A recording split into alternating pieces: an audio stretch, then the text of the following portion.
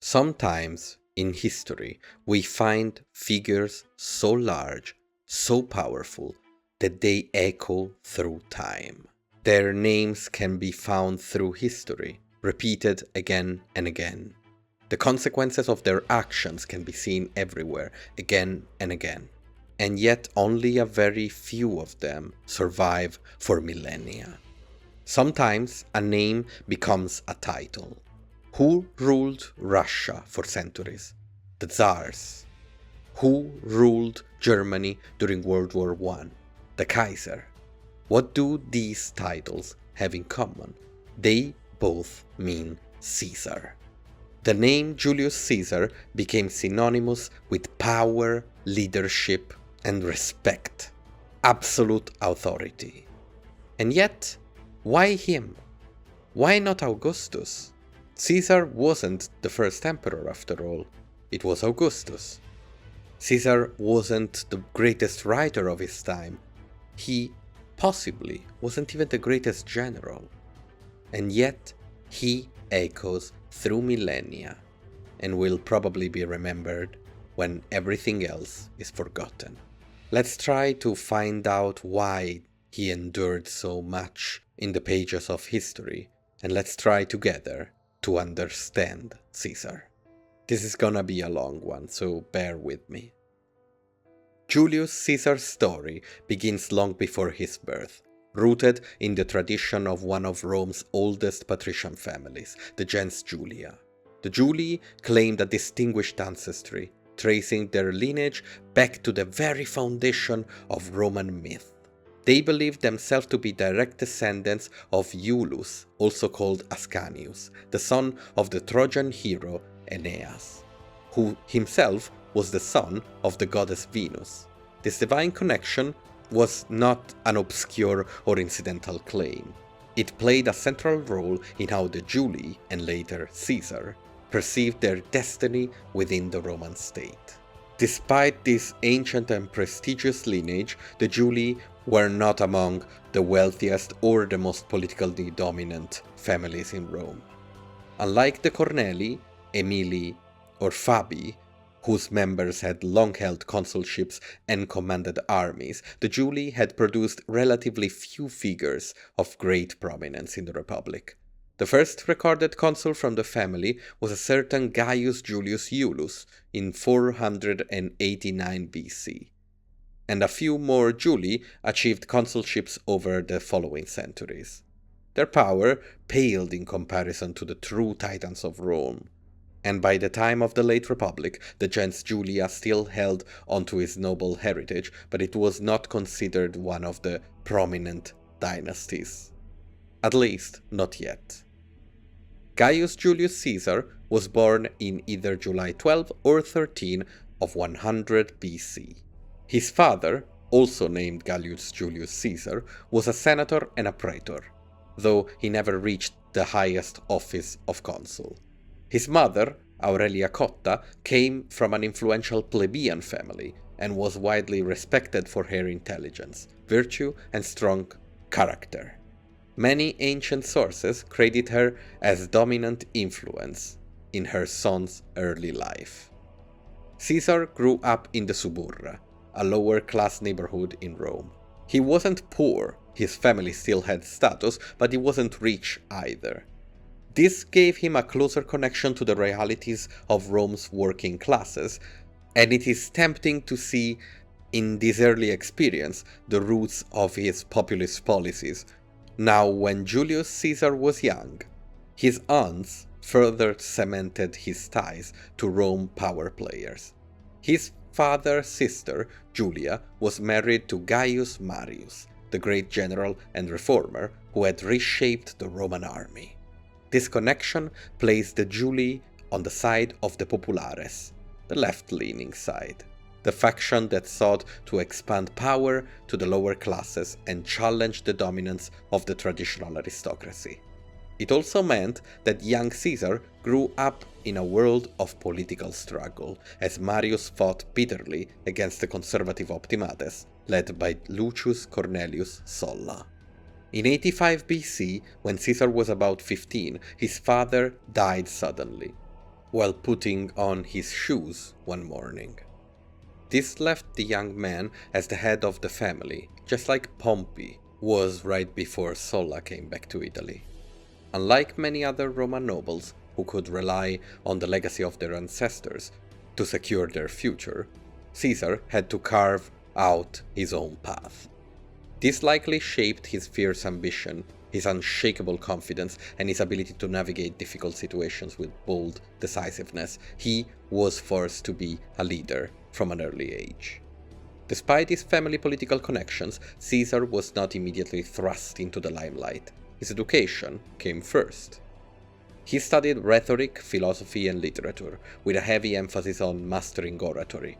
Roman politics was built on public speaking, after all, and an aspiring statesman needed to command an audience, with words as much as with swords. As a young noble, Caesar's first political maneuver was his marriage. In 84 BC, he wed Cornelia, the daughter of Lucius Cornelius Cinna, a leading Populares politician and main ally of Marius. At the same time, Caesar was appointed to the prestigious position of Flamen Dialis, the high priest of Jupiter. This role was prestigious but came with the strict religious obligations, so strict that it barred the holder from military service. At this point, Caesar might have followed a peaceful path, serving as a priest and playing a role in religious life. But fate had other plans. In 82 BC, Sulla, Marius' old enemy, emerged victorious in the bloody civil war against the Populares, after marching on Rome and defeating his opponents. Sulla began his infamous proscriptions right away, purging hundreds of Marius and Cinna's allies, with a lot of innocent people in between. As the son-in-law of Cinna and the nephew of Marius, Caesar was an obvious target. But Caesar was young and Sulla had, let's say, a habit of trying not to kill Rome's future. So he gave Caesar an order, an ultimatum. Divorce your wife and separate yourself from the Populares. Caesar said no.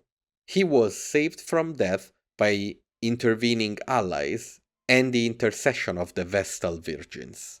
Sulla decided to leave it be, but before he did, he said to his men, "In this Caesar you will find many a Marius." Sulla had most certainly an eye for talent. To escape his wrath, Caesar left Rome, just to be sure. He joined the army in Asia Minor, serving under the governor, Marcus Minucius Thermus. Here, far from Rome and political turmoil, he would begin to forge his reputation not as a priest, but as a soldier and leader of men. When Caesar arrived in Asia Minor, he found the province in turmoil.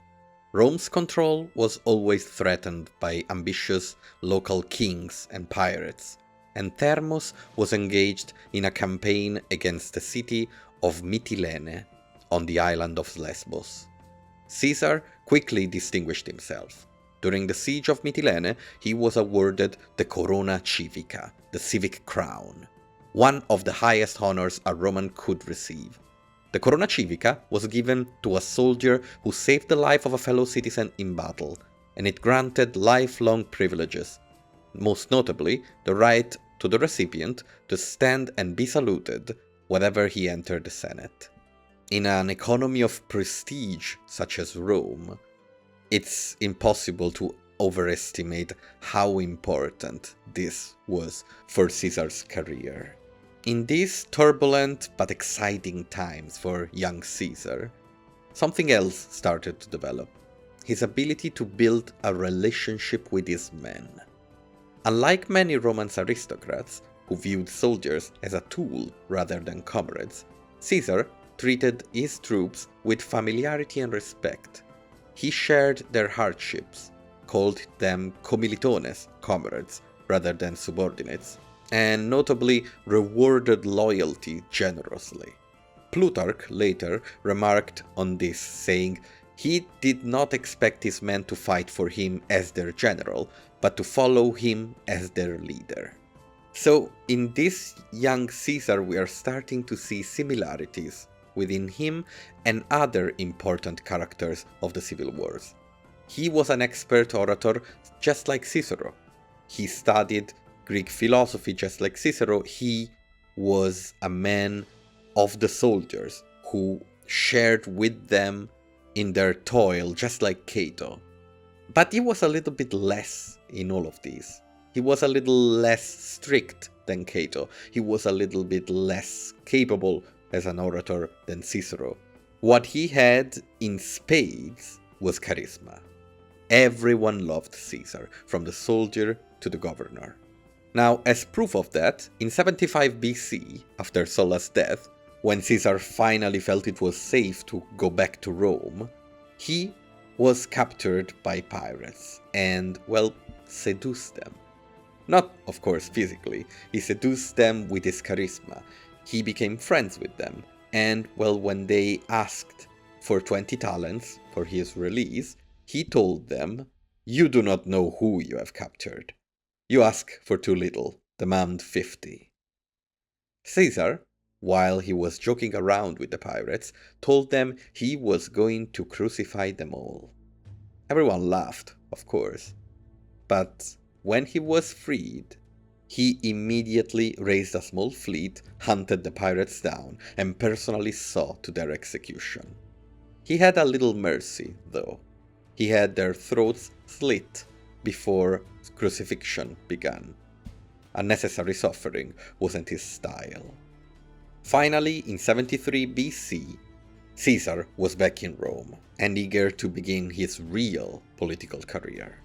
With Sulla dead, the Republic was shifting once again, and the Optimates, though still powerful, no longer had a unifying leader holding Rome in an iron grip. Caesar began positioning himself as champion of the populares, the surviving populares, of course, aligning with those who sought to weaken the aristocratic elite and, at least in name, fight for the people. At the same time, Caesar honed his skills as an orator. Rhetoric was the primary weapon in Roman politics, and Caesar, ever ambitious, sought to master it. In order to do so, he persecuted cases against corrupt officials, most notably Dolabella, a former consul accused of extortion in Macedonia. Though Dolabella was ultimately acquitted, Roman courts were notoriously biased in favor of the elite. Caesar's fiery speeches won him the recognition as a rising star. Cicero himself, the greatest orator of the age, later admitted that Caesar's eloquence was remarkable. He said, "He speaks with the greatest force, and his words carry an irresistible charm." But Caesar was not content to remain merely a lawyer and speaker. He needed official positions, stepping stones to greater power. He secured his first political office as a military tribune, a junior officer role, and then in 69 BC he was elected quaestor, the first step in the cursus honorum, the Roman political ladder we talked about in an earlier video. 69 BC was an important year for other reasons too. Caesar suffered a deep personal loss. His wife, Cornelia, died, the same woman he had fought against Sulla to remain married to. Their marriage was by all accounts a happy one, something unlike many of the Roman aristocrats who treated marriage as mere political arrangement. He was most probably in love with Cornelia, just as Pompey would be in love with his daughter, Julia. Two men destined to fight to be the king of the hill in Rome. Both were in love with their wives. It's ironic they shared so many similarities.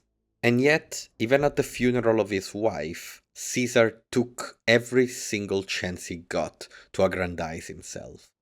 Traditionally, even if he was the husband, the eulogy would have been a job for a higher status man, an older man. But Caesar took the stage himself, showing his bleeding heart to the people. He was capable of using a little bit of emotional theater to gain the favor of the people. And even here he went against tradition in order to do so. Shortly after Cornelius' death, Caesar left for Hispania as a questor. It was there, in the ruins of a great ancient empire, the ruins of Carthaginian cities, that he found a statue of Alexander the Great. He looked at it and wept. When asked why, he replied, "Do you not think it is a matter for sorrow that while Alexander had conquered the world at my age, I have done nothing remarkable?" Caesar felt old, compared himself to the best of the best, Alexander the Great, the legend, the god, and he found himself wanting. His ambition needed to be sated, and he was looking for chances anywhere they came from. Just like Pompey, Caesar wanted greatness, but where Pompey had difficulties gaining love, and so wanted it even more, Caesar wanted raw greatness, to surpass even the greatest figures of history. Upon returning to Rome, he began to rise rapidly. He remarried, this time to Pompeia, a granddaughter of Sulla, securing connections with the aristocracy even as he maintained his popular appeal. He was elected aedile in 65 BC, a position that allowed him to gain favor with the masses by organizing grand public games and spectacles. And of course, he spent a lot on it. A lot more than he actually had. The Rome Caesar returned to was becoming increasingly unstable, as Sulla's influence, lingering in the air, was slowly disappearing. In the coming year, the Republic would be rocked by scandal, conspiracies, and power struggle. An environment where the ever-opportunist and quick-to-act Caesar would thrive. By 63 BC, Caesar was Pontifex Maximus, the high priest of Rome. It was a position of immense influence, and he won it not by seniority, but through sheer political maneuvering. Caesar, step by step, was embedding himself in Rome's politics. He was following the cursus honorum. He was moving just like a normal Roman politician. But that was the problem. Moving just like any other Roman politician wouldn't work. He needed to go faster. He needed to gain more power, to become more important. Why? Because that was his destiny. Finally take his unfulfilled bloodline, his godly ancestry, to the top spot in Rome. Not just as a consul, but the consul. Not just as a powerful man, but the powerful man. We said that Caesar was charismatic, and he was. He was a man's man. He was a guy you would have a beer with, let's put it like that. And who he is colors his political career. When he looked for a way forward, he took a long look at the political situation. Crassus fighting against Pompey, Cato at the head of the aristocratic elite trying to hold them off. The entire system was in deadlock because people weren't really talking to each other. People were fighting all the way, everyone trying to get their own.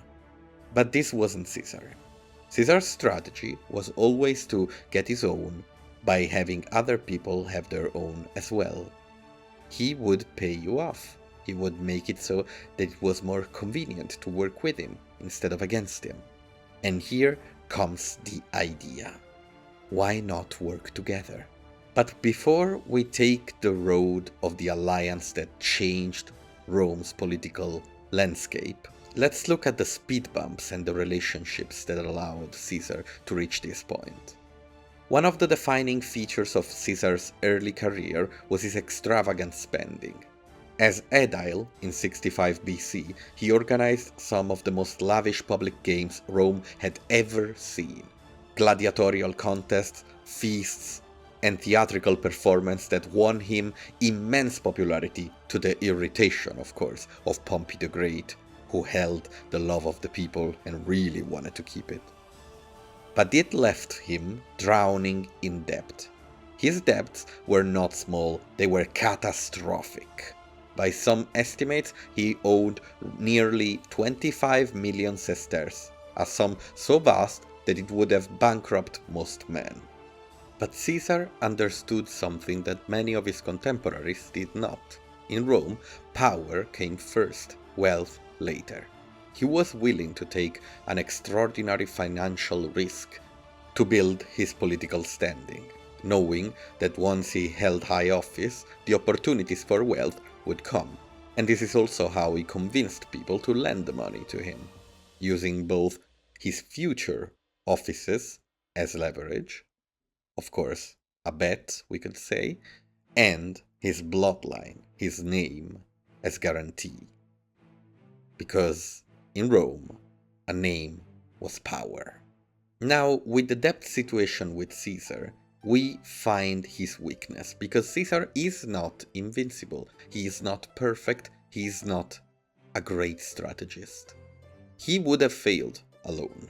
He was backed into a corner before going to Spain for the second time for his governorship, for his chance to make money.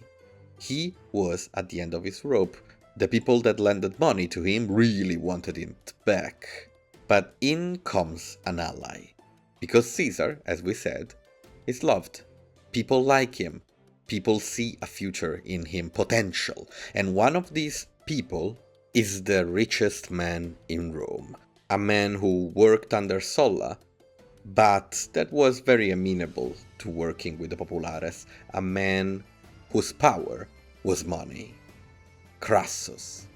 Now, we have a whole video about Crassus, but to summarize, he had built his fortune mainly through real estate and speculation. He had won the lottery during Sulla's proscription by avenging his father and brother, killing those who had killed them and taking their stuff when it was auctioned away. And him and Caesar shared a common foe, Pompey the Great.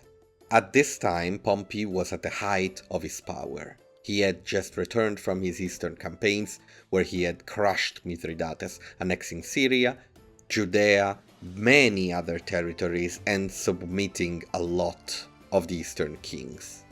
He was hailed as the greatest general since Scipio Africanus, and his popularity was colossal. This made Crassus nervous. He had always resented Pompey, whom he saw as an upstart and who had stealed his glory fighting against Spartacus during the rebellion of the serfs, the slaves, and the gladiators. Now, when people came to ask Caesar for their money back, Crassus was ready to pay. Just pay them off and have Caesar in his debt as an ally. Plutarch tells us Crassus was always ready to aid those who were in difficulties with their debts and finances, and he was particularly eager to promote Caesar's rise. Now, while Crassus handled Caesar's financial problems, he also had more gossipy ones, let's put it like that. In 62 BC, a scandal erupted in Rome that rocked the Republic. It centered around the annual Bonadea festival, a sacred religious ceremony held exclusively for women. The rites, conducted in the house of the Pontifex Maximus, Caesar, were meant to honor the goddess of chastity and fertility. No man was allowed to be present. But one man broke the sacred rule, Publius Claudius Pulcher. Claudius was a young patrician with a reputation for scandal and recklessness. He was also part of the cool gang with Caesar. Now, moved by audacity or lust or stupidity, he disguised himself as a woman and sneaked into the festival. His goal, it is said, was to have an affair with Caesar's wife, Pompeia. Of course, we cannot know if Pompeia was an active part in this idea. Unfortunately for Claudius, his disguise was terrible. He was caught and the scandal exploded. It was not just an affair, it was sacrilege. The Senate was outraged. Claudius was put on trial, accused of violating sacred rites, and faced exile or worse. Now, we have briefly touched on this in Cicero's video, but Claudius' defense wasn't too smart. He just wanted to say he wasn't even in Rome. After all, he had run at the end of the ritual after being caught, and well, it was his word against his accusers. Now, Caesar had a big problem. Claudius was an ally. At least he was part of the same group, he was part of the same social circle. The fact that Claudius wanted to reach Pompeia was known, so Caesar had to work out how to move, being the wounded party and being quote-unquote friends with Claudius. How did he act? Well, he divorced Pompeia. And when asked why, he famously replied, "Caesar's wife must be above suspicion." By acting like this, by saying this, he defended himself from the idea of being a cuck. After all, he didn't say Pompeia had done anything, and protected himself from being forced to testify and act against Claudius as the one who had tried to attack him by hitting on his wife. Why? Because it wasn't his wife anymore. Now, why did Caesar want to keep his relationship with Claudius so much? It is possible, considering how things went later, that he saw an opportunity in him. He thought that Claudius was a valuable political weapon. His recklessness, his, willingness to do what is not to be done in Rome, made him dangerous and useful. Now, all of this lit a fire under Caesar. His reputation was damaged, so he needed to move fast. In 61 BC, as we said, Caesar was appointed governor of Hispania Ulterior, further Spain. This was his first true military command, and he wasted no time proving himself. Hispania was in turmoil. Bands of Lusitanian tribes were raiding Roman settlements, and local cities were resisting Roman rule.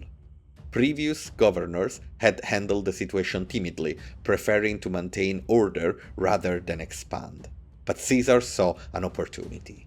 Instead of staying within Roman-controlled territory, he launched an aggressive campaign deep into tribal lands. He crushed the raiders, forced rebellious cities into submission, and even went so far as to cross into non-Roman territory, something his predecessors had hesitated to do. His campaign was swift and decisive, the marks of a general who fought not just to win, but to dominate the battlefield. Caesar, as we said, was fast. Being fast sometimes made him make mistakes, but when he didn't, he was terribly effective. It is said that Caesar used to dictate multiple letters at once. He used to take decisions in a heartbeat, and on the battlefield, this made him incredibly dangerous. Of course, he also was able, as we said, to have a deep relationship with his troops. And this is important on the battlefield, because you have to imagine, in antiquity, there were very little ways to communicate with your soldiers. This, of course, left only the pre-battle briefing as the moment you would do strategies. You would prepare tactics, you would prepare the tricks that you find in all of those beautiful ancient battles. Now, why do some generals act like tricksters and use all of these hidden troops and tricks and ambushes, while others are strictly adhering to tried and true tactics and never trying something new? There are pitfalls where you fall when you try to use non-conventional tactics on the battlefield. And the most important problem is this little fact that people really want to go home. People don't want to die. They don't want to sacrifice themselves. And so when you put a hidden group of soldiers somewhere in the woods, they have to trust that you are going to adhere to the plan that you made, that you are going to be there to save them when they charge to the rear or something like that. They have also to trust that your strategy is good, that you are going to be able to save them, because if you're not, they're gonna be alone behind the enemy is gonna turn around and slaughter them. So trust is a very important thing on an ancient battlefield. And trust is Caesar's bread and butter. We have said how Caesar used to fight alongside his men, to take their hardships, to eat with them, to live with them. He built trust, and his army was an extension of his body, of his mind. That's why Caesar was so dangerous. The speed of his thinking, the speed of his decision making was represented on the battlefield by the trust his troops had in him. Now let's leave Caesar in Spain for a second and look into his relationships with other important characters of the time. One of them, one of the most important, is Marcus Porcius Cato, or Cato. Cato was the embodiment of old-school Roman virtue, rigid, uncompromising, and utterly incorruptible. He was a follower of Stoic philosophy, embracing a life of discipline, austerity, and absolute adherence to the Republic's traditional values. To him, luxury was corruption, ambition was dangerous, and political maneuvering was deceit. Caesar, by contrast, was extravagant, ambitious, and a master manipulator. He was everything Cato despised, and a populist to boot. Plutarch describes how Cato would try to block every one of Caesar's moves, filibustering endlessly to prevent him from passing laws, and using every possible alliance or friendship to stop Caesar from ascending. Caesar, always theatrical, would simply have Cato arrested and removed from the chamber, only for Cato to return and continue speaking. Their greatest confrontation came in 63 BC during the Catiline conspiracy, when the Senate debated whether to execute the captured conspirators without trial. You'll remember from Cicero's video when a conspiracy was about to overthrow Rome's government in order to put Catiline, let's call it an outsider noble, at the head of the Republic. Cato argued for the immediate killing of the conspirators, claiming that no punishment could be too severe for traitors. Caesar disagreed. He argued that executing Roman citizens without trial was a dangerous precedent, and that the Republic should not let fear override justice. It was a brilliant speech, deeply unsettling the Senate. Even Cicero, who presided over the case, admitted that Caesar's argument was powerful. But then Cato stood up. He tore into Caesar, accusing him of secretly sympathizing with Catiline, even suggesting that he was plotting his own revolution. He called for decisive action, and the Senate, swept under his fervor, voted for execution. From that moment on, the rivalry was set in stone. After all, Caesar had used logical argument, and Cato had counterattacked with personal attacks. We could even say, if you think about it, that Caesar had managed to push Cato to go over his own principles and attack him when they were debating. Maybe Cato's hatred for Caesar was more powerful than, well, his own Stoic philosophy. Now, talking about Cicero and his relationship with Caesar, Cicero at first respected him. He recognized Caesar's intelligence, his eloquence, his strategic mind. In fact, after hearing him speak in the Senate, Cicero wrote to a friend, "By the gods, what a man! What a genius! What an orator!" Yet, despite his admiration, Cicero never trusted Caesar. Cicero was a staunch defender of the Republic. He feared that men like Caesar, who played the game of politics with money, populism, and charm, were eroding its foundations. He wanted to believe that the Republic could be saved through eloquence, reason, and law, while Caesar understood that power was taken, not debated. On the other hand, Caesar wanted Cicero on his side. He admired his intelligence and believed that having Rome's greatest orator as an ally would be invaluable. He tried multiple times to recruit him into the group he was about to form, what we're going to go into in a bit, the Triumvirate, offering him favors and political protection, but Cicero always refused. He knew that aligning with Caesar meant abandoning his principles, and if there was one thing Cicero valued above all else was his own moral standing. Also his reputation, of course. Alright, we have waited enough. Now it is time to get to the meat of the situation. By 60 BC, Julius Caesar was in a difficult but promising position. He had just returned from his governorship in Hispania, had gained a military reputation, and had crushed his debt problems. After all, when he returned from Spain, he was rich and could pay everything up. Caesar sought a recognition for what he had done in Hispania, a triumph, the highest honor for a general. But he also wanted to run for consulship. Both great ambitions, but mutually exclusive. Why? Well, in order to get a triumph, you need to remain in arms, so outside of the city of Rome, waiting for it to be approved so you can march into the city and have your beautiful parade. Problem is that in order to stand for consulship, you need to be in the city and present yourself to the people. You need to run. So Cato used technicalities, timings, in order to make it so that Caesar either remained outside of the city with his army or marched in as a civilian to try and run for consulship. Caesar, quick to make choices as usual, chose power. He gave up the triumph and threw himself into the election for consul. But how could a, minor politician, he was rising, but he was still minor, become consul in a world dominated by titans such as Crassus and Pompey, who were not, of course, trying to become consul right now? They cannot be always consul, but had their own men, their own projects, their own influences into the runnings. Caesar saw an opportunity through trying to bring these two together.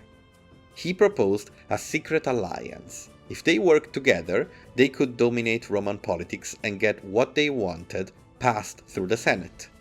Pompey would secure land for his veterans, Crassus would get financial reforms, helping his businesses and his allies, and Caesar would be the one to do it. You need someone in the consul chair in order to do all of this and to control the situation. So why not the weakest one? Why not me? You can trust me because you can smash me. You can trust me because I'm weak. The Triumvirate was not an official institution. There was no legal recognition, no formal announcement. It was pure backroom politics, and it wasn't even called the Triumvirate at the time. Only when the second Triumvirate called itself the Triumvirate, the name was applied to this one.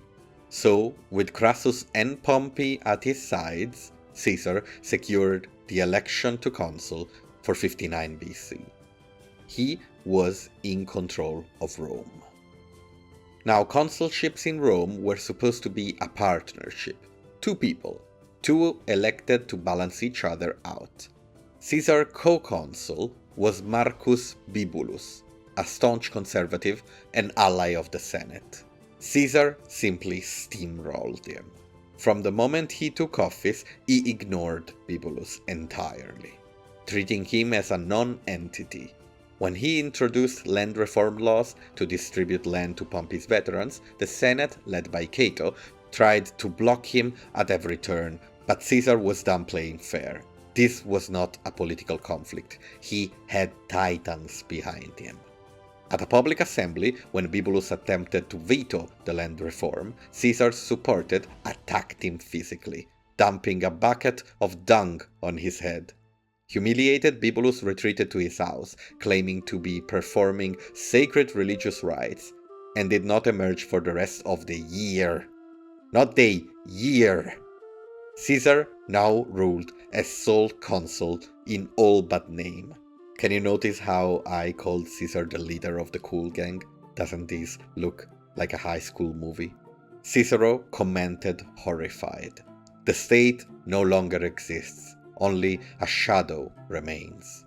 With resistance broken, Caesar passed law after law, fulfilling his promises to Pompey and Crassus and proving that his proposition that he could be useful, that by being the minor between them he could make everything happen, was true. And through this he made himself more powerful than any of them. Now, the alliance was still weak. Why? Because while Caesar and Crassus had a long-standing relationship and Caesar was even indebted with Crassus, making it a strong alliance, Pompey was an outsider. So Caesar worked to fix this problem.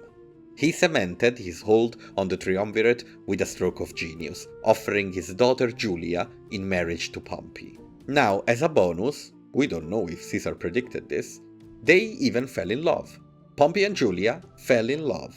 Plutarch, usually cynical about Roman marriages, wrote, "It was not a political arrangement alone, but true love, for Julia adored her husband." With this bond, the triumvirate was stronger than ever, solidified on both lines between Caesar and his allies. Now, if you're Caesar, what's the next step? How do you aggrandize yourself? How do you become more important now that you have created a new balance of power? He needed a military victory, not a local small one like Spain. He needed something big. He needed something similar to Pompey the Great. The classic step after a consulship would be to become a proconsul, to govern a province. And Caesar was granted Cisalpine Gaul and Illyricum. But through political maneuvering, he added Transalpine Gaul to his command. This was critical. It gave him an excuse to go to war, putting him on the border of Gaul itself, modern-day France. In 58 BC, Caesar left Rome, heading north to his new provinces. The Republic had given him 5 years of command, but Caesar was already thinking ahead. 5 years was not enough. He was about to begin the most glorious and brutal conquest in Roman history, one that would make him loved by the people of Rome and make him possibly known as Rome's greatest general, but would also set him on a collision course with the very republic that he had just reshaped with his triumvirate. Lastly, this great campaign, if successful, would put him directly at odds with Pompey the Great, because, well, Pompey cannot have anyone be as great as him, and Caesar can't have anyone above him. But first of all, Caesar needed to win. Let's get into the Gallic campaigns. Now, when Pompey the Great started his war into the east, he had a casus belli. He was there to defeat Mithridates IV. He was there to solve a problem. On the Gallic frontier, there was no problem to solve. So Caesar had to create his own opportunity to go to war, since legally he had no reason to. Being the governor of Cisalpine Gaul, Illyricum and Transalpine Gaul was supposed to be a fairly passive role, a stepping stone to keep him in power until he could return to Rome for higher office again. The chance to act came in 58 BC itself, the same year Caesar went to his provinces. The Helvetii, a Celtic tribe from modern-day Switzerland, started migrating westward, seeking new lands in Gaul. Their movement caused panic among the Gallic tribes, and some of them sought Rome's protection. Caesar seized upon this as a pretext for war. With a horde of people 370,000 strong, the Helvetii were moving their entire lives into Gaul. Women and children were with them. This wasn't an invasion, it was a migration. But in order to get into Gaul, they would have to pass through Roman allied territory. The Romans had long feared large-scale migrations of barbarians. After all, they already had to face the Cimbri and the Teutones, who were defeated by Marius, but posed a almost existential threat to the Republic. So it was easy for Caesar to declare that the Helvetii posed a threat to Roman stability, and that he, as governor, had a duty to act. He had no senatorial approval to launch a full-scale campaign, but Caesar, as always, understood that if you act boldly enough, permission will follow, especially if you win. The Helvetii were about to become the casus belli with which Caesar would wage the greatest war Rome had ever launched in Gallic territory. This was the beginning of the apocalypse for the Celtic people of Gaul. But for now, this was a limited war. Caesar moved quickly, marching his legions north to block the Helvetii from crossing the Rhine River. When they sent envoys to negotiate, he stalled for time, secretly fortifying a defensive position along the riverbanks and creating, by just waiting, a food crisis. The Helvetii could not stay put too long. Desperate, the Helvetii tried to find other ways westward, and Caesar, seeing an opportunity for a decisive battle, pursued them relentlessly. His men marched day and night, covering vast distances to catch their enemy. Finally, after 2 weeks of pursuit, he forced them into a battle at Bibracte. Now, while the Helvetii had superior numbers, Caesar had a professional army, and of course was not bringing women and children in his camps. From now on, our source changes. After all, our main source for the Gallic Wars is Caesar himself, who wrote a commentary De Bello Gallico, his book about the war in Gaul. Now, this is a problematic source, but we can trust it a little bit. Why? Because this book was created to be published, or at least read in public. So, since veterans would go back to Rome from time to time, Caesar couldn't completely lie about his exploits. He couldn't really make himself more than he was, but he can exaggerate details, make himself fight a larger and more difficult enemy to seem more glorious. Still, we do need to trust in him a little bit, because we don't really have an alternative. According to Caesar, during the battle at Bibracte, the Helvetii initially pushed the Romans back. And when Caesar noticed the first line was in trouble, he personally rode out to his troops, rallying them to hold the line. Quote, "The battle raged for hours, the enemy fighting with the desperate fury of men who had nowhere left to go, but at last our discipline prevailed, and the Helvetii, exhausted and broken, began to retreat." End quote. As the Helvetii fled the battle, nearly 250,000 of them were killed or captured, a massacre that stunned Rome and Gaul alike. Now, Caesar had defended Roman allied Gaul and had attested himself as a war hero. But what did he gain? This, after all, wasn't the beginning of the invasion of Gaul. He just was there to solve a problem. But now he had an army. Now you have to understand, Roman armies were a weird thing. They weren't composed of warriors, but of people, citizens. So Roman armies tended to get better with time. You start with an almost kinda useless army, one that could break just as it almost did now, even while we glorify Caesar. And you end up with little veterans.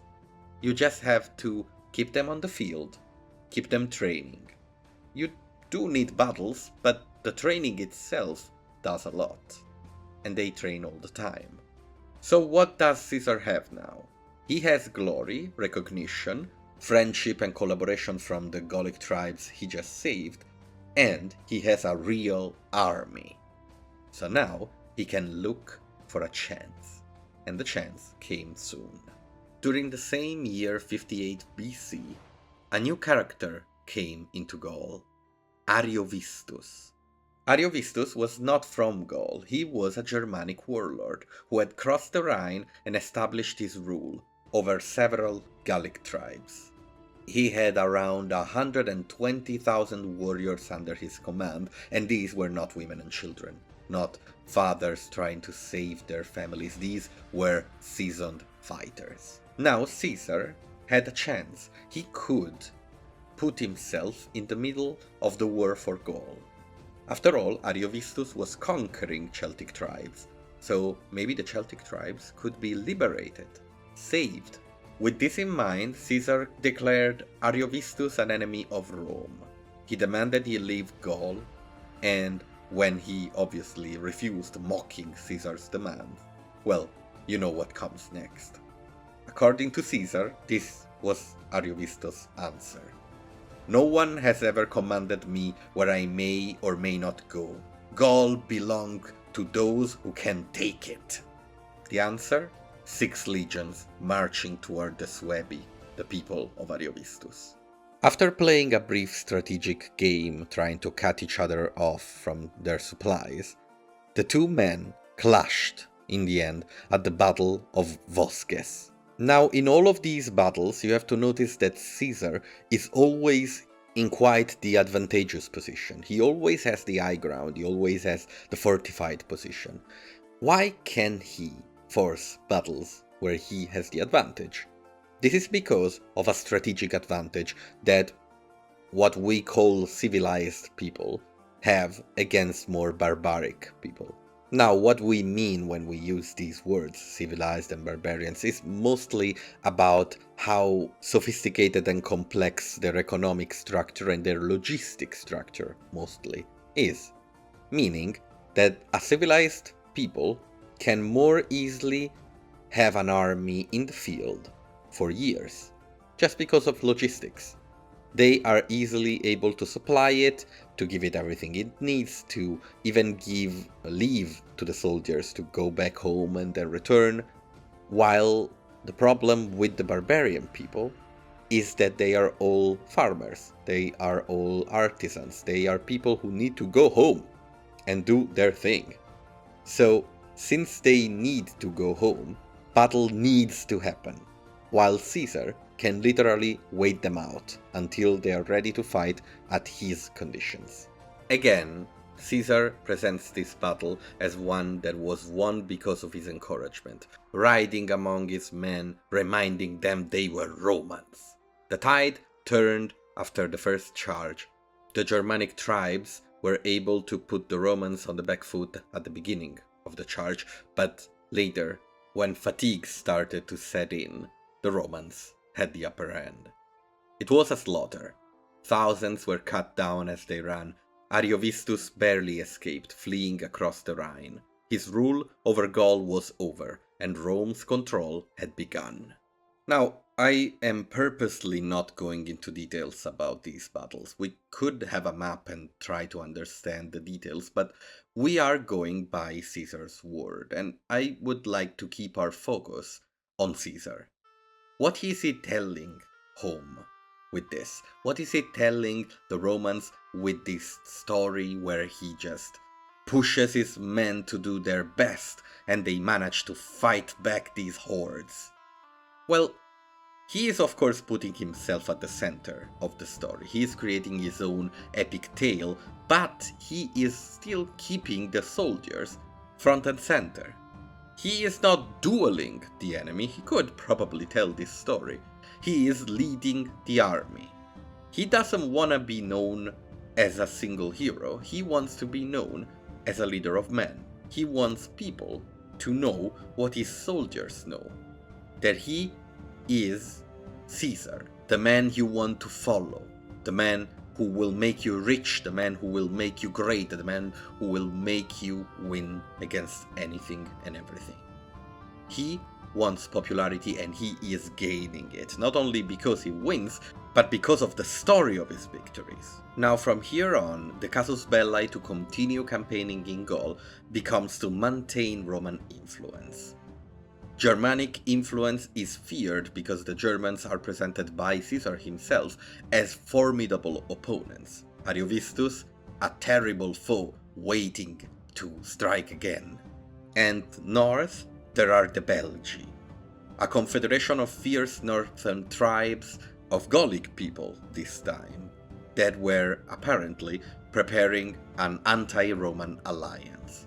After all, Caesar has been here for 2 years, and maybe it's true. The Celts are starting to prepare. They know he's not going anywhere.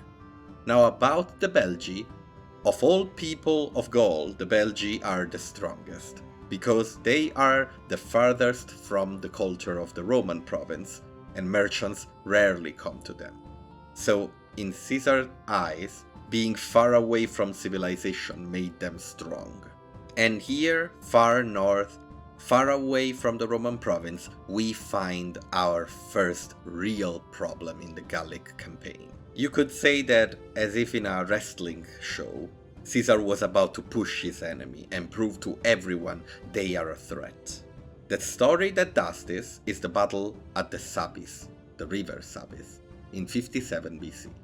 There, Caesar's army was caught off guard. The Nervi, the strongest of the Belgae, launched a sudden ambush, swarming down the hills in a storm of spears and swords. For the first time, Caesar's legions were in danger of being annihilated. The Nervi broke through the Roman lines, hacking down centurions, overwhelming entire cohorts. And Caesar himself was in the thick of it. Seeing his standard bearers cut down, he grabbed a shield and fought alongside his men, a rare act for a Roman general.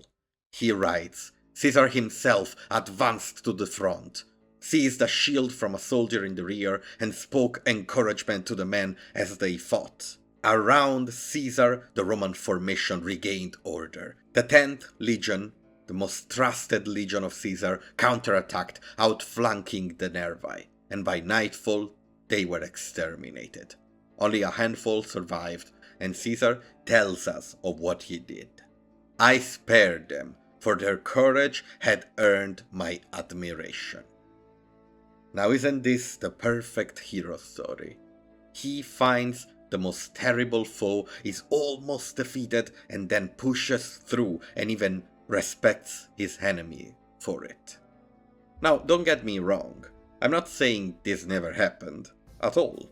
As I said, the simple fact that the De Bello Gallico was read in public means we have a control factor over it. He cannot really lie too much, because people from his legions can hear it. But in an ancient battle in the middle of the chaos, no one really knows how things went on a more strategic level. No one has the map-wide sight we are used to when we study history. And so, on that level, you can lie. You can lie a lot. You can make a battle seem almost lost when it really wasn't. You can push your enemy to make yourself greater for defeating them. Caesar's ambition and desire to be special, the first to do anything, it's represented during these wars with his adventure in Britain. In 55 BC, after pacifying Gaul, at least for a while, he blamed British tribes for aiding the Gauls and decided to invade. His first attempt was a disaster. The Britons ambushed his fleet, fought fiercely, and forced him into a retreat. But he wasn't done. In 54 BC, he returned with a much larger force. He managed to defeat the Britons, to impose a bit of Roman order, but for just a little while, before he just retreated to the other side, returning to Gaul and his actual duties.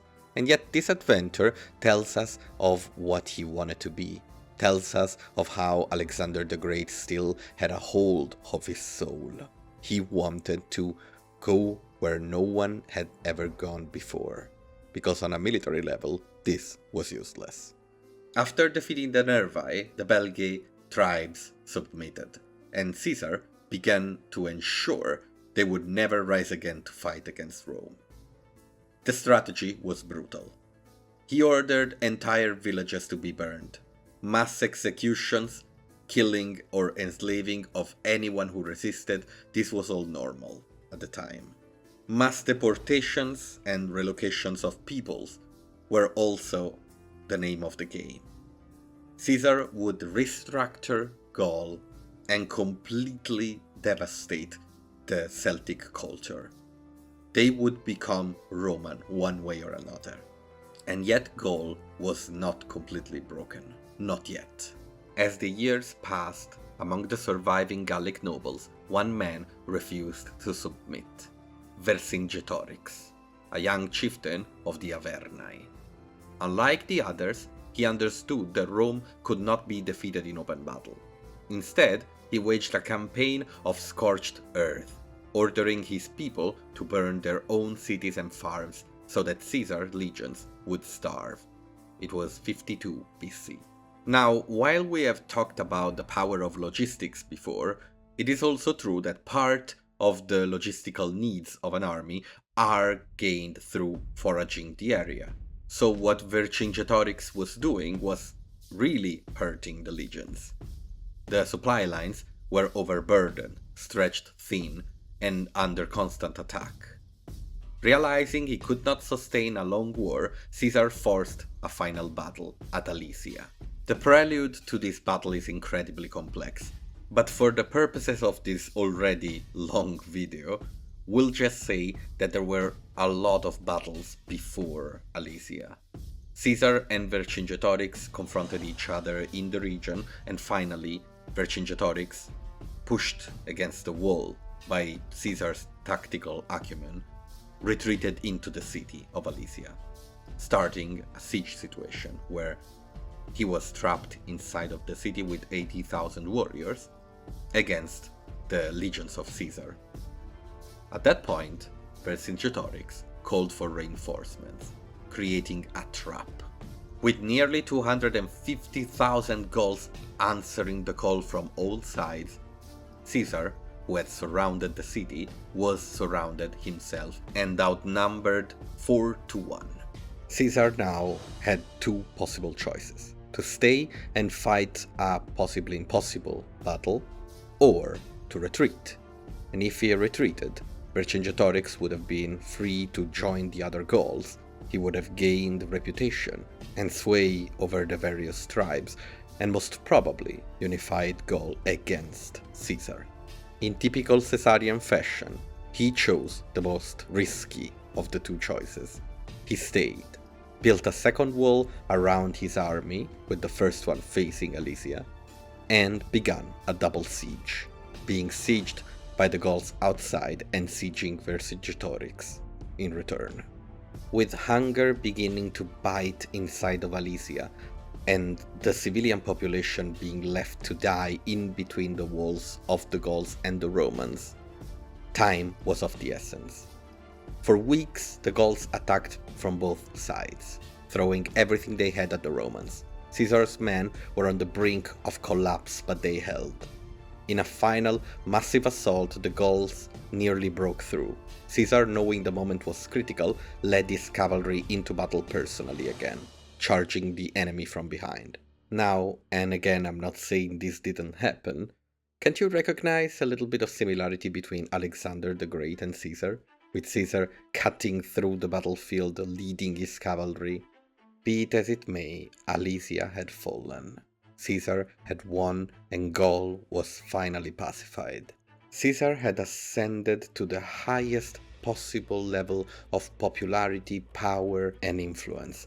But now it is time to go back to Rome and understand what is happening, because in between the beginning and the end of the Gallic Wars, the balance of power was completely destroyed.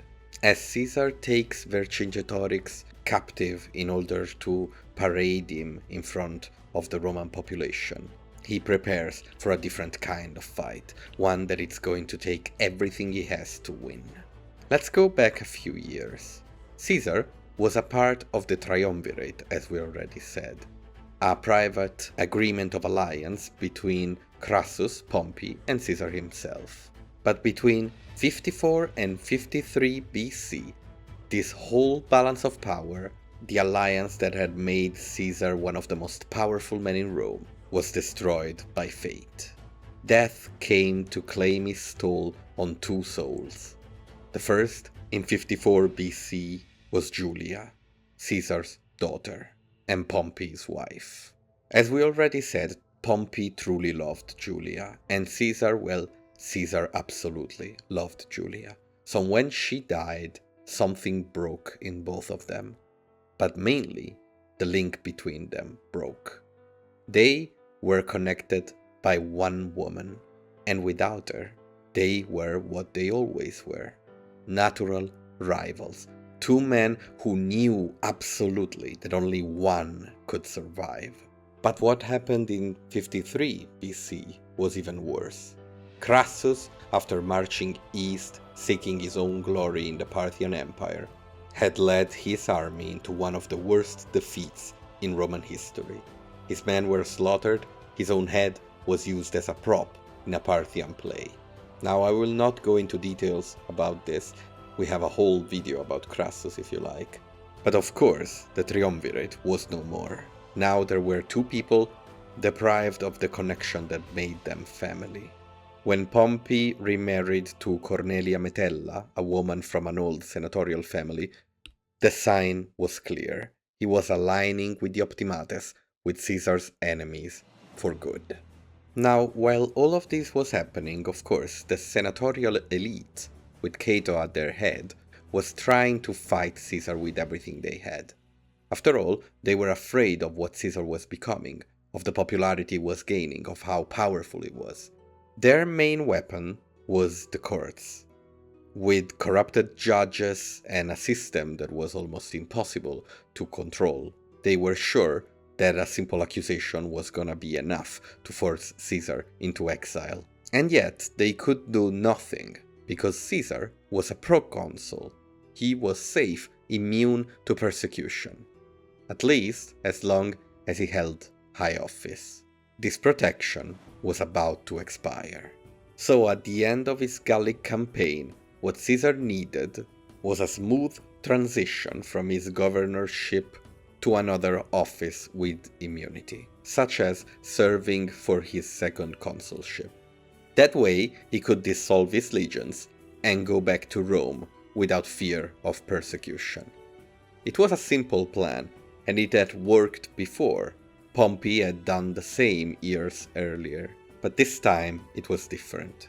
Caesar's enemies, Cato, Domitio Ahenobarbus, and their allies among the Optimates, were done playing politics. They wanted him stripped of command, his power dismantled, his future crushed, under the weight of legal trials and criminal charges. They claimed that he had waged an illegal war, exceeded his authority, and violated Roman sacred traditions. On a technical level, they were probably right about that. The chessboard was placed on the table, and Caesar fought back with bribes, negotiations, and careful delays. After all, he had agents in Rome. One of them, more important than others, is Claudius, the man who had tried to seduce his wife years before, who now was at the head of armed bands in Rome. Caesar's proposal was simple. He would disarm if Pompey would do the same. If the Senate truly feared military domination, then they surely would want both generals to give up their powers. Of course, that was never gonna happen. Did Caesar know it was never gonna happen? Or was this a sincere attempt to find a way out of the crisis? I would argue that he knew. No one would think Pompey would accept such terms. And so in 50 BC, as the negotiations kept going, the Senate delivered an ultimatum. They demanded that Caesar lay down his arms immediately. If he refused, they would declare him a public enemy. Caesar still had his allies in Rome. Mark Antony, working as a tribune of the plebs, was vetoing the attempts at making Caesar public enemy, but on January 7th, 49 BC, Pompey convinced the Senate to take an extreme step. They stripped the tribunes of their powers and declared a state of emergency. This was too much. Pompey could not accept a returning Caesar with maybe a triumph who would eclipse him. He could not accept that Caesar, that little guy who had been the go-between him and the real opponent, Crassus, was now maybe greater than him. And to Caesar, this was the final fight. All of his enemies had aligned against him. It was time to do something truly great. Because, think about it, Alexander the Great began his career as a king, at the head of his country. Caesar still wasn't at that level. To Caesar, this was his way to the beginning of his life. This was his way to the beginning of his adventure. In early January 49 BC, Julius Caesar stood at the edge of history. He had marched south from Gaul, arriving in the small town of Ravenna. Just ahead of him lay the Rubicon River, the invisible line that marked the boundary of his power and the boundary of the land one could not step foot on in arms. Mark Antony, his officer who was a tribune of the plebe, had reached his camp and relinked with him. They were ready for war. For a moment, Caesar hesitated. He knew exactly what was at stake. To cross the Rubicon with his army was an act of treason. It would mean war, not just with Pompey, but with the very republic he had sworn to serve. Yet he also knew that if he disbanded his army, he was finished. His enemies would drag him into court, humiliate him, exile him, or worse. There was no way out. He had his back against the wall. He was there with the vanguard, just a small force, while his main force was still on the other side of the Alps. The river mumbled in front of him, just a small line of water, barely an obstacle. At last he spoke. Alea jacta est. The die is cast. As Julius Caesar marched south, his army was outnumbered and outfunded. But it had momentum. His veterans had spent nearly a decade fighting and bleeding together in Gaul, forming one of the toughest and most disciplined armies in Roman history. But if Caesar was to win this war, he needed more than just military victories. He needed political victories. Unlike Pompey and the Senate, who were preparing for a prolonged conflict, Caesar wanted the war over quickly. He didn't want to conquer Rome like a foreign enemy. He wanted to return as its rightful ruler, and that meant keeping as many Romans on his side as possible. Thus, he adopted a bold and radical strategy: mercy. Rather than slaughtering his enemies or punishing captured soldiers, he did the opposite. He pardoned everyone. Of course, Romans, not everyone else. He let them go free, unharmed and unarmed. It was a political masterstroke. Every time he defeated an army, he gained not just the battlefield, but the hearts and minds of the people, and even of some of his enemies, who joined him. Of course, others didn't, and this meant he had to fight them multiple times, which wasn't really great. Now, on the other side, Pompey was really not that merciful, creating a narrative that of course helped Caesar. While his march continued south, panic in Rome grew by the hour. The Senate had assumed they would have months to prepare for war, but within weeks, Caesar was at their doorstep. Fast as usual, decisive as usual. On March 17, 49 BC, Pompey and most of the Senate fled the city, taking whatever valuables they could carry. They left behind the treasury, left behind the bureaucracy, and most importantly, left behind the very republic they claimed to be protecting. Caesar was able to enter Rome without a fight, a victory in itself achieved only, and it cannot be stressed enough, through his ability to move quickly and his willingness to take risks. With Pompey gone, he immediately seized the public funds, giving him the resources to pay his soldiers, but he knew the war was far from over. Now gaining the public funds, gaining the treasury, was fundamental. Caesar had to pay people, Caesar had to pay his soldiers, and so this decisive action kept him alive. We are used to see Caesar in control, but during this war, the civil war, the real war, he is really not. He is jumping from action to action, constantly on the brink of devastation. Pompey still has all the cards after all.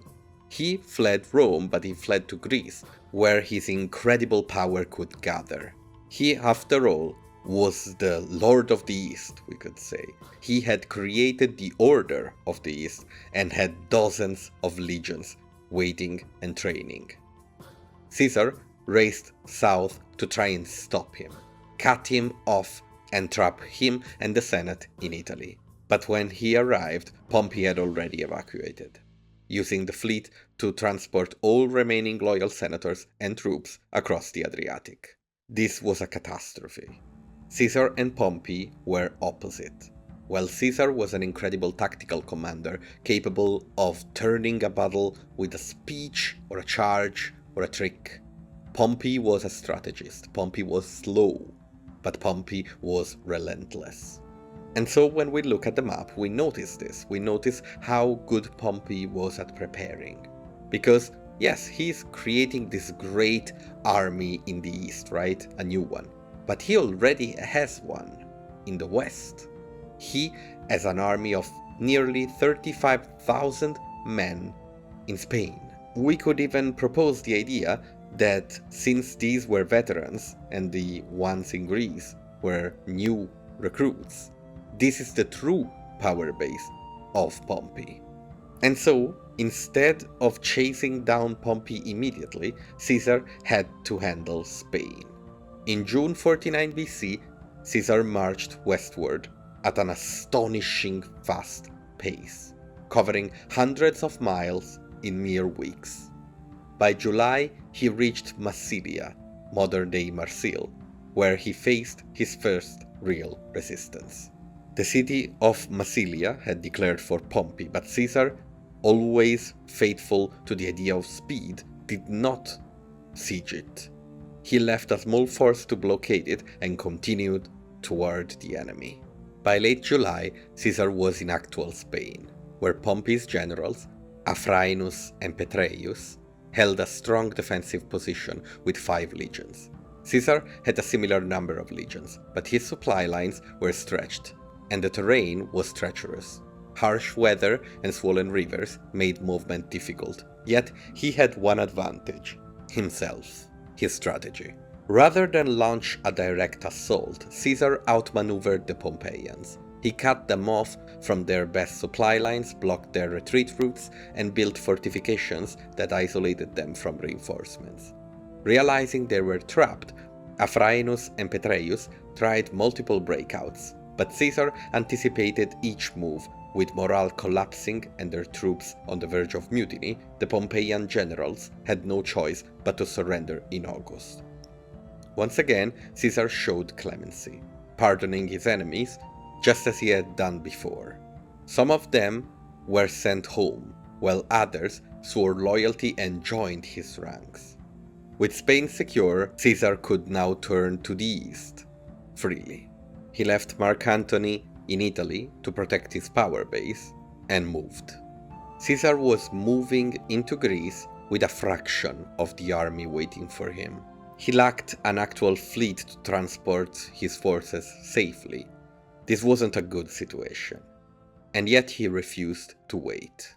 Incapable of standing still and thinking he would die if he did, because Pompey was only getting stronger, Caesar tried in early January 48 BC to outmaneuver Pompey's superior fleet that was patrolling the Adriatic.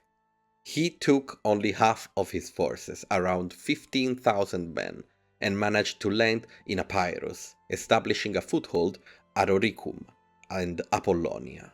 Caesar was now in a vulnerable position, isolated from half of his army and with the Pompeian fleet closing ranks behind him. There are those who think that in this situation Pompey could have immediately crushed him, rushed him, but instead he hesitated, preferring to starve Caesar out rather than fight him outright. Now, was Pompey wrong? Did Pompey truly leave victory on the side of the road here? We do not know that. We do not know what would have happened if Pompey fought Caesar here. But of course, what we can know is that it is very convenient to see Pompey as this old, slow general, incapable of taking decisive action. It works with the narrative, right? So, who is Pompey? Pompey is a military man. Pompey is a general. He is truly a professional general, someone who has done this his whole life. And I personally tend to think his evaluations are pretty sound. So I wouldn't necessarily think we know more than him about the situation. Caesar was a trickster, and facing Caesar was always to roll the dice. Why roll the dice if you have all the cards in your hands and you can just win without any randomness? With the situation getting desperate, Plutarch tells us a story of bravery and recklessness.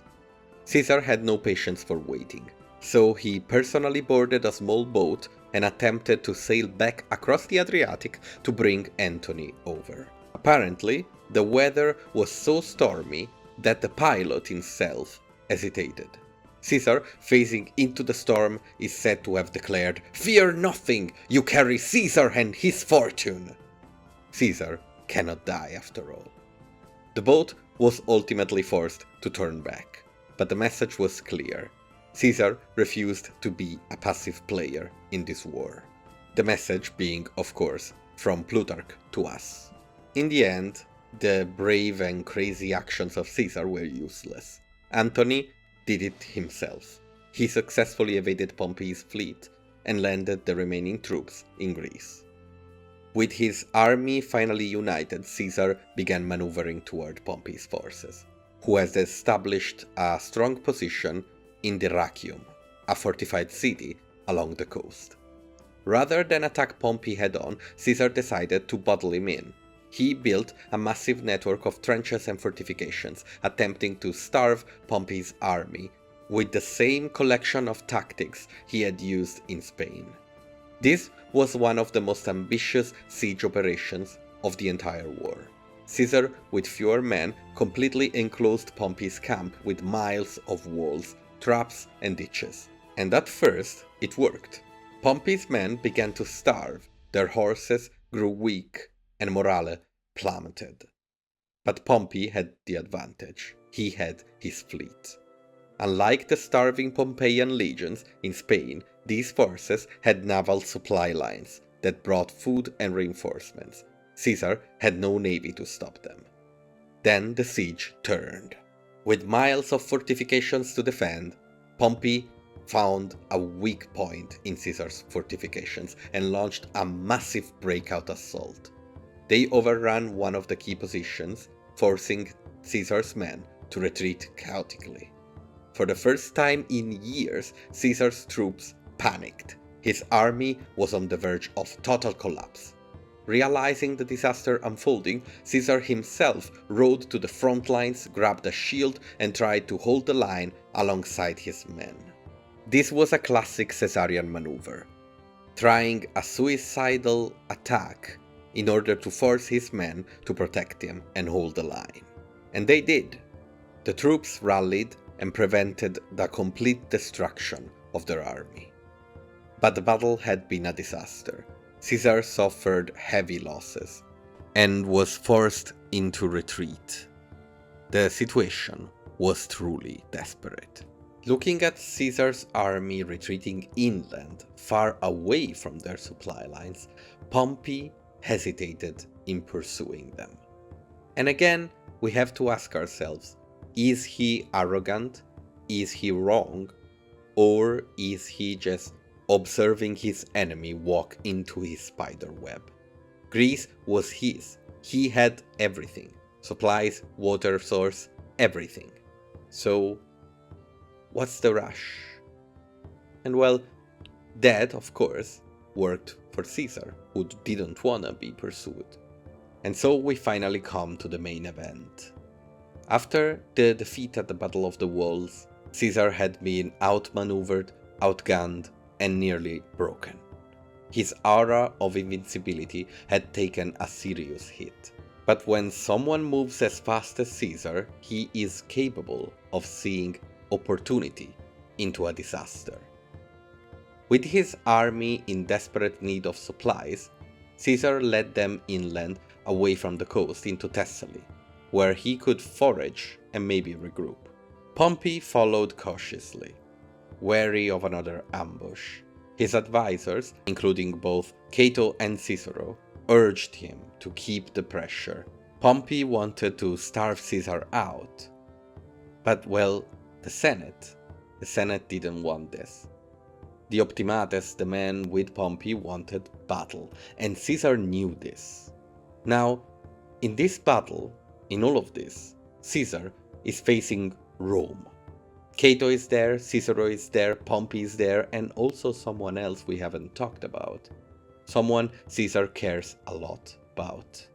Marcus Junius Brutus. Let's take a moment to look into him. Brutus was born into an old and noble Roman family, with a legacy deeply tied to the Republic. His ancestor, Lucius Junius Brutus, was the legendary founder of the Republic who expelled the last king of Rome, Tarquin the Proud.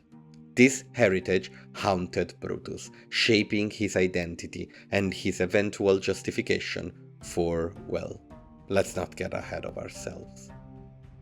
But Brutus' early life was anything but straightforward. His mother, Servilia, was one of the most politically connected women in Rome, and she was also Caesar's longtime mistress.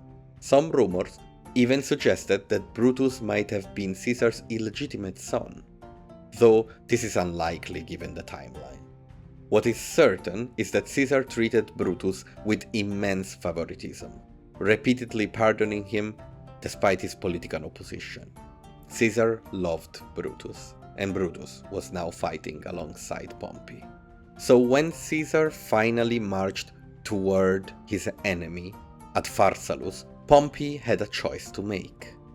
Keep up with the plan, deny battle, starve Caesar out, or do what every single great Roman was asking him to do and smash Caesar. Caesar knew Pompey was not going to be able to deny who he was, someone who wanted the love and admiration of everyone. So Caesar knew battle was going to be given.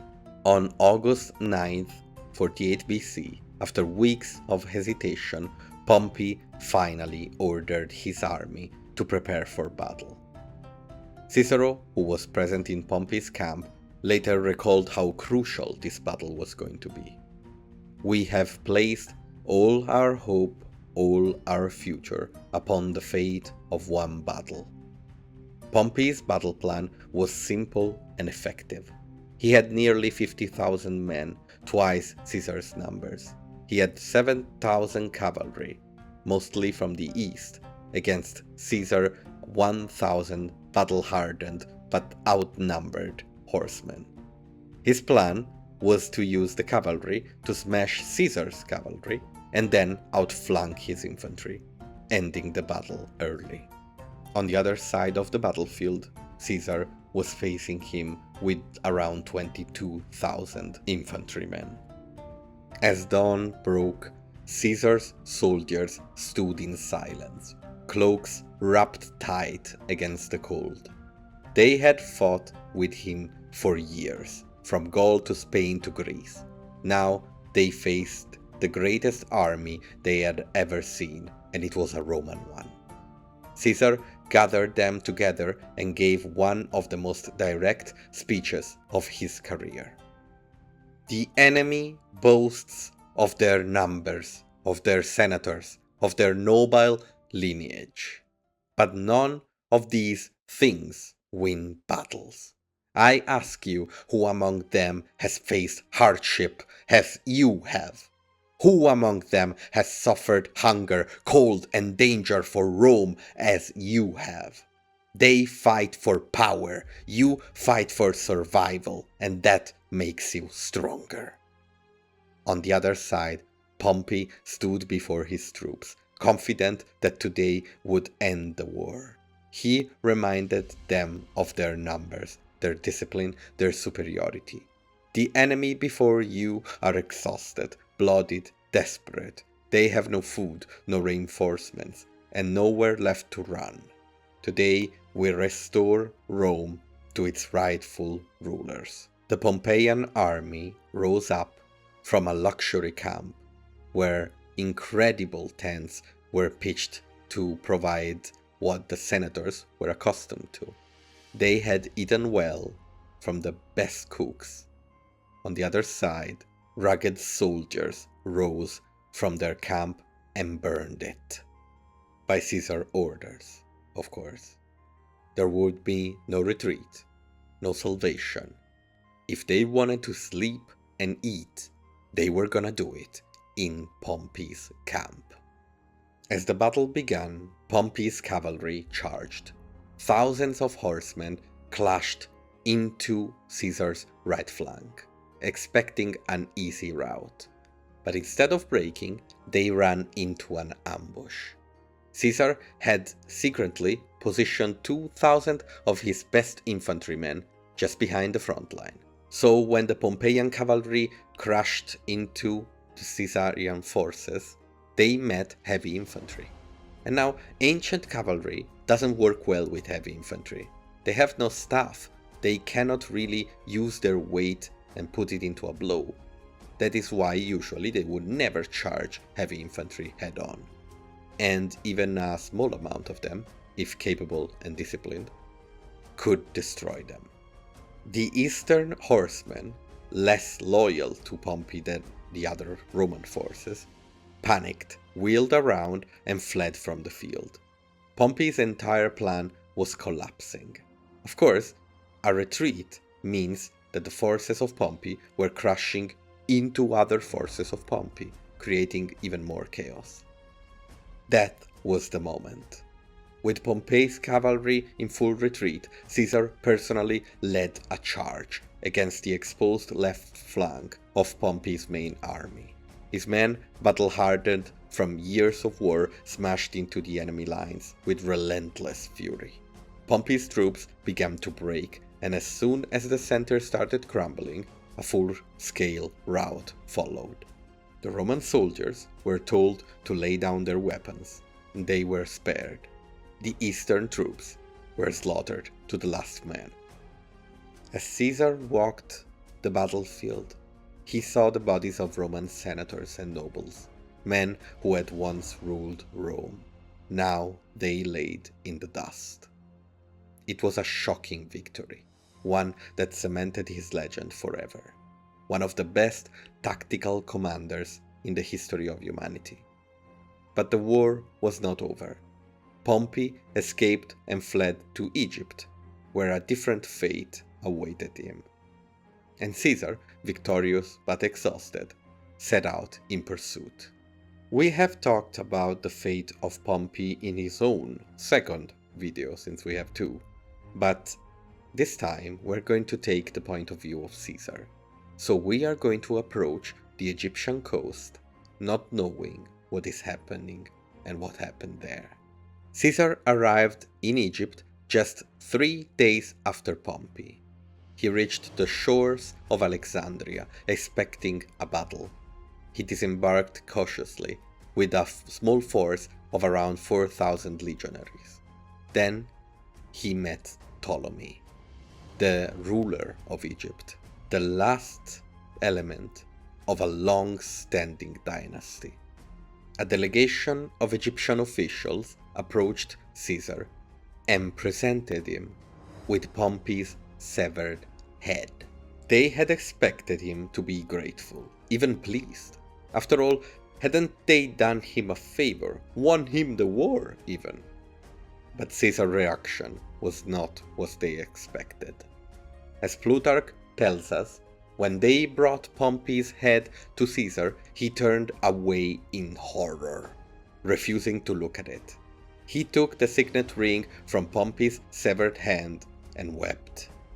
Despite their long rivalry, Pompey had been a Roman consul. He had been the husband of Caesar's daughter. To see him unceremoniously killed in such a brutal way disgusted Caesar. Now, the kingdom of Egypt was absolutely not stable at the time. A civil war was going on between Ptolemy the 13th and Cleopatra the 7th, the two brother-sister, husband-wife. Caesar was now one of the most important men in the world, the most important and powerful man in the Mediterranean Sea, but as usual, he was too fast for his own good. He had landed in Egypt with 4,000 men, almost nothing. And, well, if Ptolemy turned on him, it was possible he would be doomed. So, Caesar took the initiative. He marched into the royal palace, taking the court by surprise. He announced that as a consul of Rome, he would arbitrate the dispute between the two royal siblings. Now, the story goes that Cleopatra reached Caesar smuggled inside a carpet or wrapped in a bundle of linens. The more salacious descriptions of this talk about her being naked and seducing Caesar. Now, we cannot truly know how this meeting happened. What we can know is that Caesar was captivated. She was beautiful and clever, with a voice that could charm anyone. She was a woman who had slaved the hearts of those she wished to win. This tells us Plutarch. We know that in a way or another, Caesar really liked her. The two were quickly allies and soon had a passionate relationship from which they would have a son. Seeing that Caesar was aligning himself with Cleopatra, Ptolemy's advisors were not going to accept without a fight. Achillas, the Egyptian general, raised an army of 20,000 men and marched on the royal palace, now occupied by Caesar. Caesar found himself trapped. Closed in the palace for months, under siege, his relationship with Cleopatra, of course, blossomed. The Battle of the Siege of Alexandria is complex and has a lot of stories. Caesar himself had to dive into the harbor and swim to escape enemy troops at a certain point. We won't go into details, this video is really already long enough. But the point is that finally, at the end, Roman reinforcements arrived and Caesar led a final assault, carving his way into the Egyptian lines. Ptolemy the 13th tried to flee and drowned into the Nile. Caesar, as we said, had a son with Cleopatra, Caesarion, but he never officially acknowledged him. With only troops in North Africa still loyal to the Pompeian cause, the war was practically over. After years of conflict, bloodshed, and political chaos, Julius Caesar was the undisputed master of Rome. He had defeated Pompey, crushed his remaining enemies, and stood at the head of the most powerful army in the world. But Caesar had no intention of becoming another Sulla. Unlike Rome's past dictator, he did not launch mass proscriptions, did not slaughter his political enemies, and did not seek revenge. Instead, he did something even more dangerous. He forgave. Caesar's greatest weapons was not the sword, but his ability to pardon, his clemencia. After his final victory in Africa and Spain, many expected him to wipe out the last remnants of the senatorial resistance. Instead, he welcomed back men who had fought against him, granting them full pardons and even political office.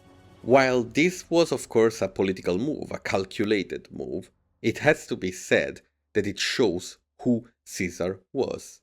Mercy was dangerous, but had high hopes of rebuilding Rome quickly, reintegrating former enemies, and proving that he was not a tyrant, but a man of the Republic. But in a world of prestige, like Rome, many hated him even more for it. They resented their survival, feeling that Caesar had turned them into his subjects rather than his equals. Among these was Marcus Junius Brutus, the son of Servilia we talked about.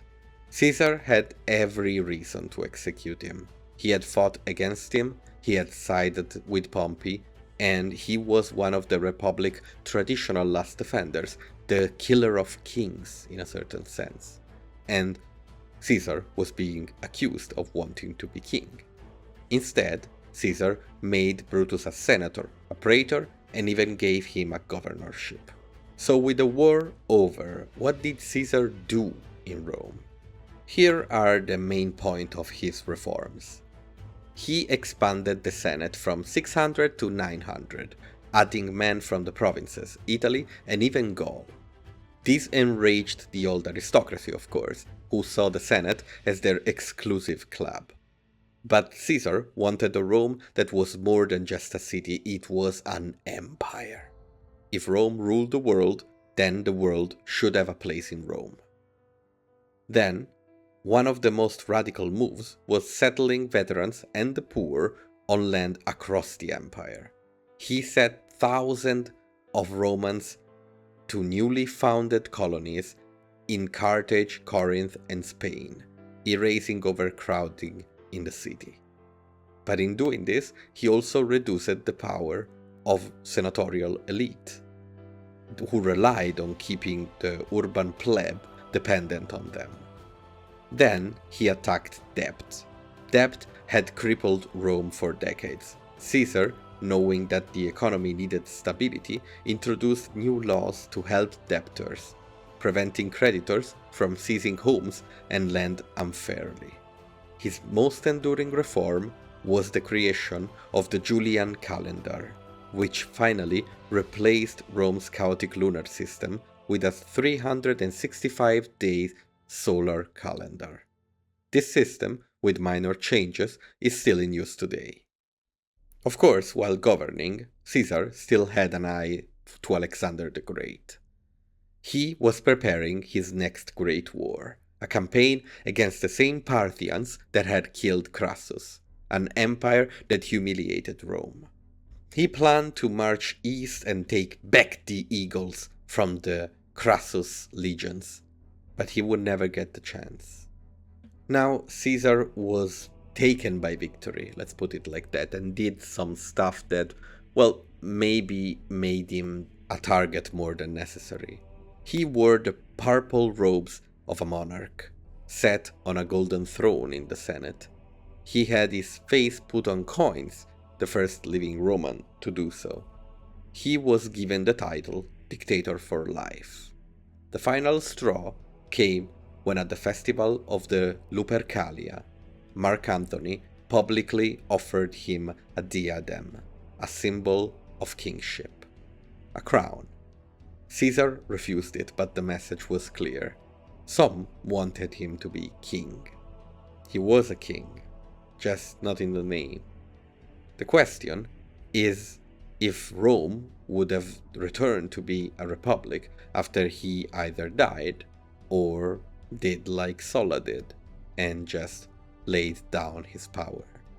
We'll never know. But if you ask me, Caesar does look like the last of the Republicans instead of the first of the emperors. Time for half measures was done. Caesar needed to die. And on the morning of March 15, he awoken to his last day. Rome was restless. The people, still unsure whether he was a savior or a tyrant, moved through the streets, whispering of omens and prophecies. "Beware the Ides of March," said one of them. Caesar was not a man ruled by superstition. He had defied fate his entire life. His habit was to put his head in the mouth of the lion. Why should he stop now? As he prepared to leave for the Senate meeting, many of his advisors urged caution, Mark Antony among them. He received word that something was amiss. Now, of course, this is all from our sources, so since they know how it ends, it is very possible that this did not happen at all. But well, we cannot know, so why ask? Brutus then approached Caesar. Caesar, the Senate is waiting. If you do not go, they will say you are afraid. Caesar hesitated. He was no coward, and so, ignoring the omens, ignoring the warnings, he stepped onto the litter that would carry him to the Curia of Pompey. His killers were already waiting there. Caesar walked into the Senate without bodyguards, another symptom of who he was, quick to decision but reckless. He had pardoned everyone who had once fought against him. He had restored the rights of those who had tried to destroy him. He did not believe any Roman would dare harm him now. They were all of Rome after all. He was wrong. The Senate chamber was silent as Caesar took his seat. The moment he moved to do so, the conspirators surrounded him. The first to strike was a senator named Julius Caesar. He grabbed Caesar's toga, pretending to plead for the pardon of his exiled brother.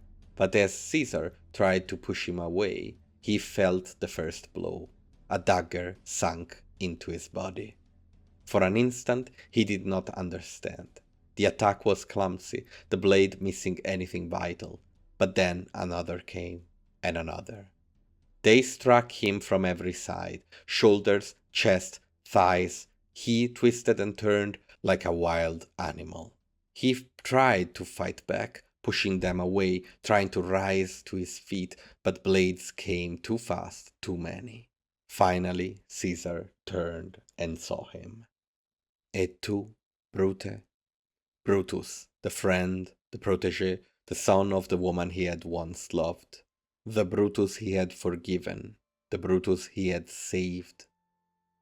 He was there to kill him. If even Brutus wanted him dead, then it was all lost. Caesar stopped fighting, covered his face with his toga in desperation, and collapsed at the base of Pompey's statue. The irony was complete. Slain beneath the shadow of the man he had defeated. Cato was dead, Crassus was dead, Pompey was dead. Everyone he cared about was dead. Cicero would soon follow. He had pardoned every enemy, and they repaid him with knives.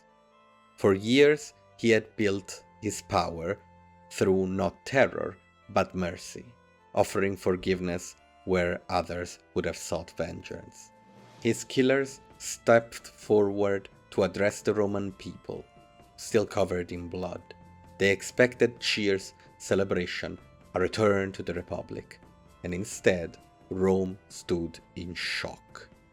The mob did not rejoice. They did not celebrate. They stared horrified at the butchering of the man who had ruled them with power, yes, but also with generosity. For a moment there was silence, and then rage and chaos. New rulers would emerge, Mark Antony one of them, Octavian, nephew of Julius Caesar and future first emperor of Rome, was another. They were very different people, but now they had something in common. They would show no mercy. From this moment forward, Rome would never forgive again. Those who lost the struggle for power would never be spared. They would be exterminated. The Roman Republic had died with Julius Caesar. Mercy itself had died with Julius Caesar. In its place was now an empire of blood and steel, unrelenting, without mercy. For how can you practice mercy if it is repaid by treachery? If Caesar gets killed, why would I ever do anything different than slaughter anyone who's against me? So why is Caesar remembered so much? Why is his character such an important one in Western history? We could say human history. I hope this video, as long as it was, helped you understand Caesar. And I'll see you soon to continue our march through history and through Rome. I believe that for now we will jump over Octavian and Mark Antony, maybe to go back to them later, and enter an age of Rome that is often completely invisible. The Rome of the Middle Ages, the abandoned Rome, the graveyard Rome, the Rome of ghosts and popes. I hope to see you there, and have a good one. Bye.